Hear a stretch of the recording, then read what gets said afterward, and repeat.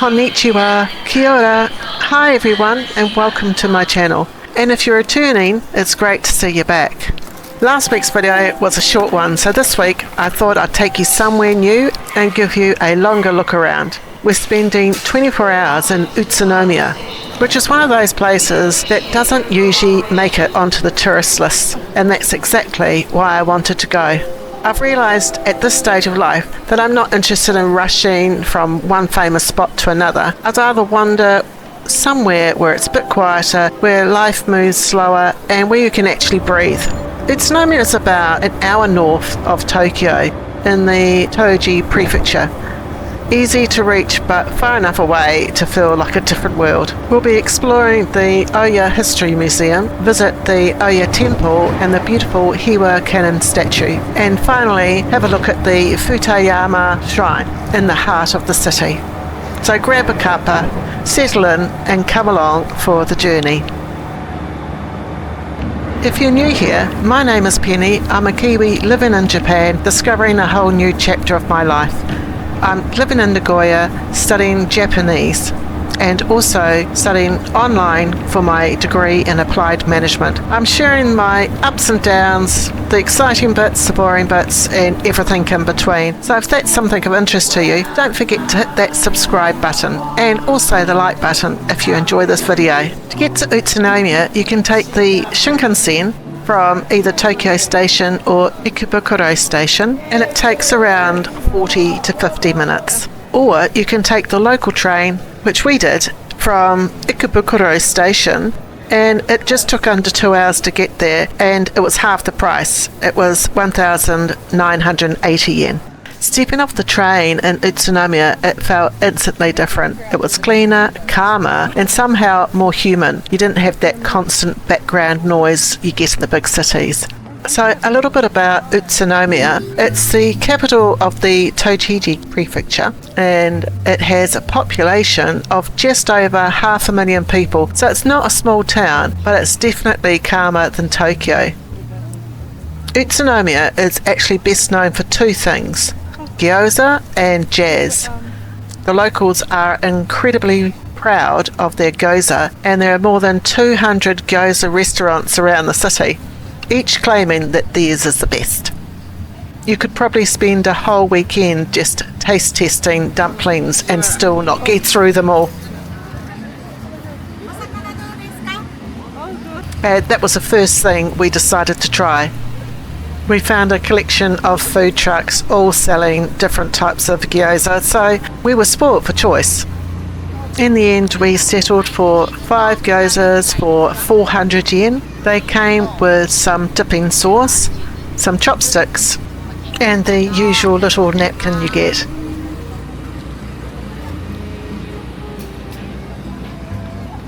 I can't wait to eat them. Well, I have to share them with my daughter, unfortunately. And we certainly were not disappointed. They were delicious. The city also has a real music culture. When looking up Utsunomiya, I actually found out that it was very popular for jazz, and many famous Japanese jazz musicians came from here, including Sadao Watanabe, one of Japan's best-known saxophone players. They actually had a small stage just outside the mall, so we stopped and had a listen for a while. You just can't beat live music, and especially a lot of them were young musicians.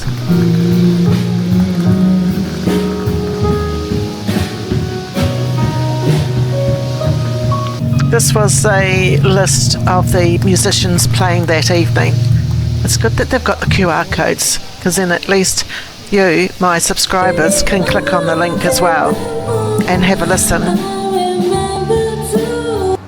We were looking around the mall and we came across this shop, and some of the clothes actually looked quite nice. So of course we had to go have a look. I do like that jacket. Kind of shouts me. I don't know. I like quirky things. What do you think of these jeans? Look at the lovely little cats on them. Oh my gosh, look, there's a dog. Japan has such cute outfits. And oh my god, I love this jumper. I'm definitely going to try that one on. I think that looks nice. Oh, no pockets. Okay. No. No, I like that. Right. I don't even... I think it's a rear racket. I don't know. I like it. I also found this jacket as well. Oh. That looks nice. That fits you well. It actually fits you quite well. Do you know, that would look nice with the checkered skirt as well. You can do the buttons up okay? Yeah. Let me just get a proper... Okay. Do a spin around. Ew, looking good, looking good. Oh! What do you think of the tops? I splurged out and I actually purchased both of them. Japan has so many cute things. I just don't remember seeing this in New Zealand when I was there. Oh my gosh, it's the same as my nail, kurumi. Oh, cinnamon roll. Cinnamon roll, gaski desu. We also came across this promotion area of the Utsunomiya city. So this is kind of the layout, and they do have a new tram that's operating. Hopefully we'll have time to get on the tram, but I'm not sure because we have got a pretty full-on day ahead of us tomorrow. As we were making our way to the hotel, we heard this noise and I was wondering what it was. I looked up and the trees are actually covered with birds. There must have been hundreds of them there. This is a close-up look of the new tram that they've got in the city. It looks pretty swish actually. On the way to our hotel, it started raining a bit. We chose a hotel which was quite close to the station. It was around a 5 to 6 minute walk from the station, and it was My Stay's hotel.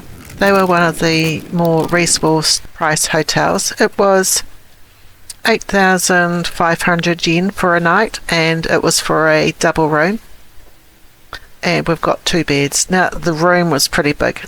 It was a bit dated, but the beds were really comfy. The bathroom was great. Had a bath and a shower over the bath, and it had a fridge, and you could make yourself a cup of tea. We had a lovely view from the hotel as well. So all in all, we were pretty happy with that.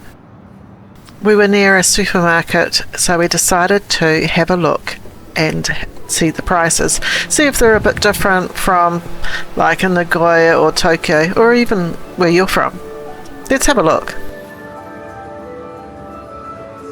Grapes are an amazing price, like 1,598 yen. That is so high, it's unbelievable. Fruit just seems quite expensive in Japan because an apple is like 246 yen.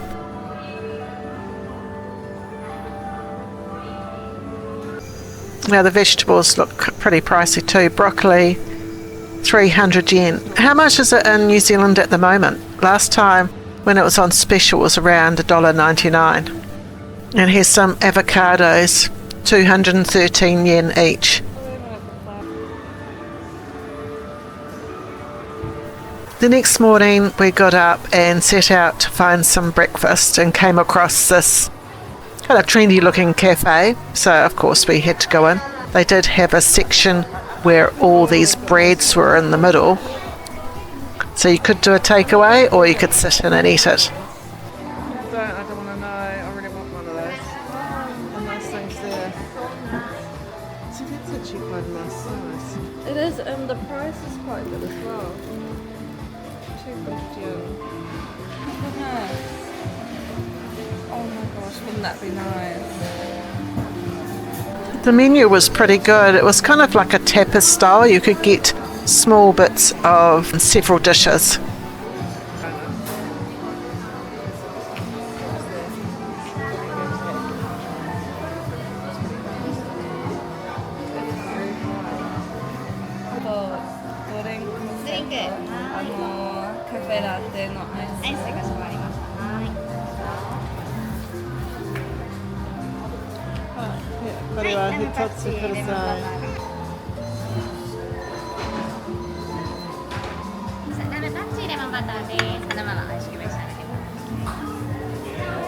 It was absolutely delicious. Look at that. The presentation is amazing.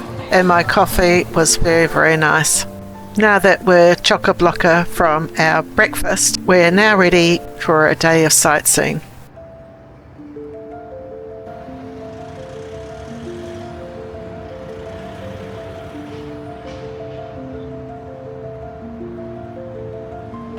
Our first stop of the day is Oya History Museum, and we're catching a bus. That's the only way of getting there, unless you've got a car, of course. So the buses run to the Oya History Museum from Utsunomiya station, and that's from the west side of the station, and you take the bus from stop 6, and that's heading towards Oya and Tatewa. It's around a 30-minute bus ride.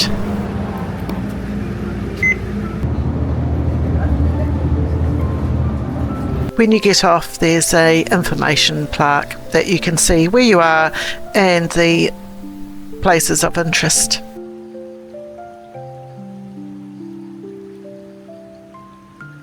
The museum's around a 3-minute walk from the bus stop.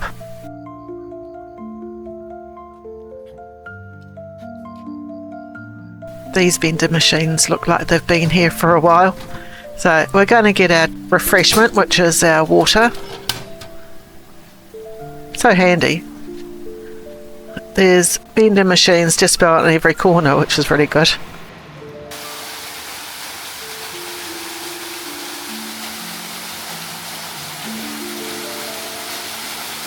We found a lovely pond and it had koi fish in it as well. The water was a little bit murky though. So the museum opened in 1979. The entrance fee is 800 yen per adult. This museum used to be a massive underground quarry, and it's carved out of volcanic rock called Oya stone, which is only found here. The locals used it to build temples, houses, and even parts of Tokyo Station. They had these blocks to lift, and they're all the same size, but they all had different weights, and the Oya stone was the lightest, which was interesting, and it's actually easily carvable and resistant to erosion. So it's been used since the 17th century. As we walked down into the mine, there was definitely a change of temperature, and it did get pretty cool down there. It did feel like we kept on walking down and down and down, and it just kept on going down. It's quite eerie, really. All this has been carved out. Look at that. Isn't that amazing?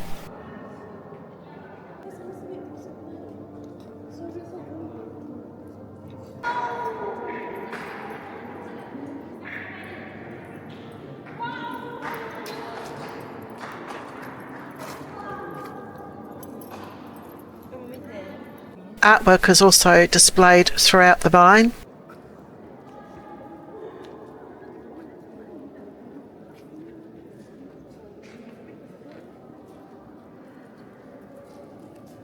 These areas also host events like weddings and concerts, and they have become popular as sets for music videos, commercials, and even films.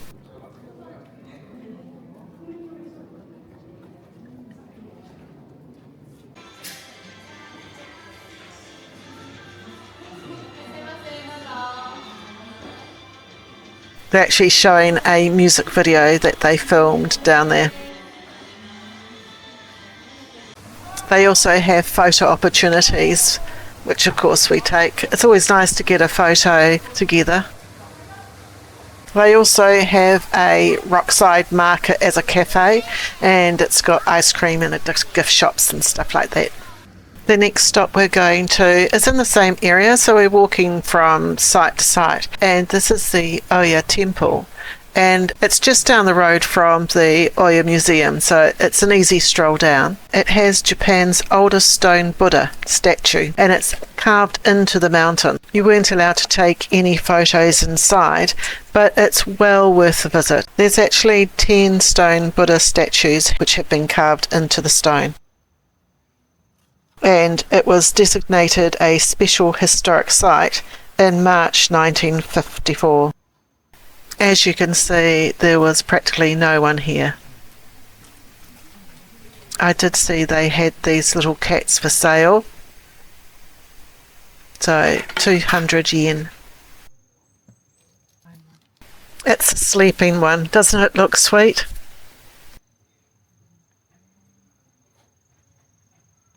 They also had a small garden to walk around. So let's go for a walk.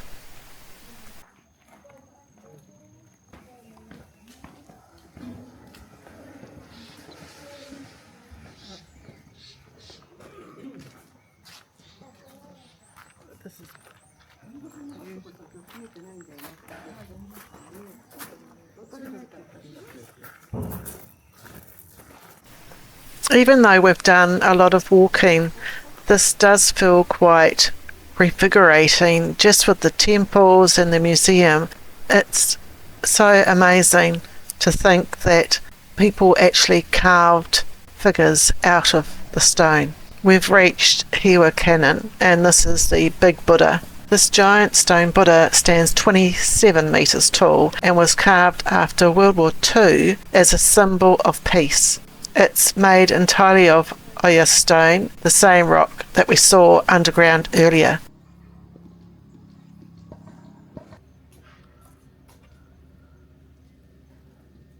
We decided to make our way back to the bus stop, and we did walk down this lovely street, and it had all sorts of stone art. It's amazing how clever some people can be when it comes to sculpturing art. I just love looking at this stuff. Oh, look at the frogs. Unreal. These owls look amazing too.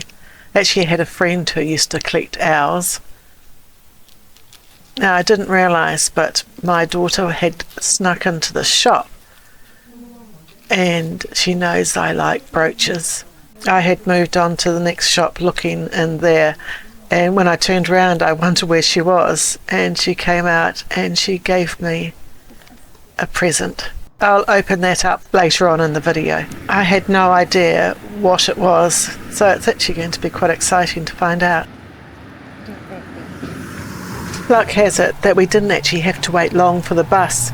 It was only like a 2-minute wait, so we're lucky there.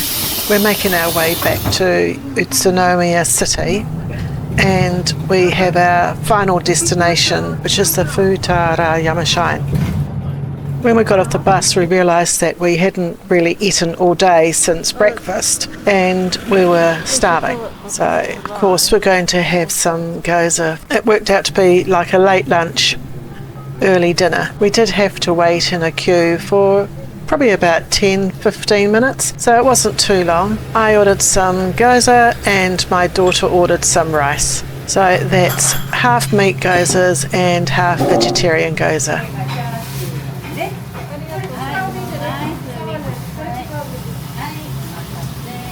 So our last stop for the day is Futaarayama Shrine, and it's right in the centre of Utsunomiya. It's one of the oldest shrines in Tochigi, dating as far back as the 10th Emperor Sunji Tenno, which is around 1600 years ago, making it one of the oldest in the region. In fact, Utsunomiya itself actually grew around this shrine. The steps leading up are lined with stone lanterns. We did stop halfway because we were huffing and puffing so much.